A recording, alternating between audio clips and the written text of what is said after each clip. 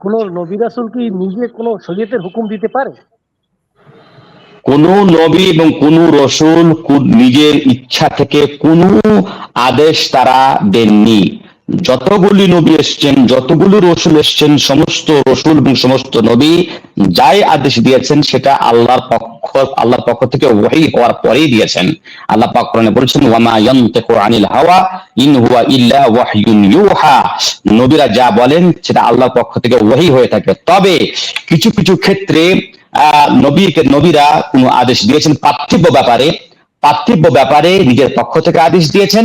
সে আদেশ যদি ভুল হয়ে থাকে তাহলে আল্লাহ রাব্বুল আলামিন তাড়াতাড়ি বিনা দেরিতে তার তার তাকে সঠিক করার জন্য বা তার সমাধান করার জন্য ওহী নাযিল করে দিয়েছেন। এটা হচ্ছে কি পৃথিবীর ব্যাপারে। নবীরা, হ্যাঁ কথা ভালো করে বুঝেন, নবীরা দিনের ব্যাপারে কোনো কথা স্বেচ্ছায় বলতেন না। নবীরা দুনিয়াবী ব্যাপারে নিজের ইজতিহাদ অনুযায়ী কিছু কথা বলতেন। যদি সেই কথা যদি সঠিক হতো তাহলে কোনো কথা ছিল না, আর যদি সেই কথা যদি বেঠিক হতো তাহলে আল্লাহ রাব্বুল আলামিন তার কাছে তাড়াতাড়ি করে ওহী নাযিল করে সে কথা সংশোধন করে দিতেন।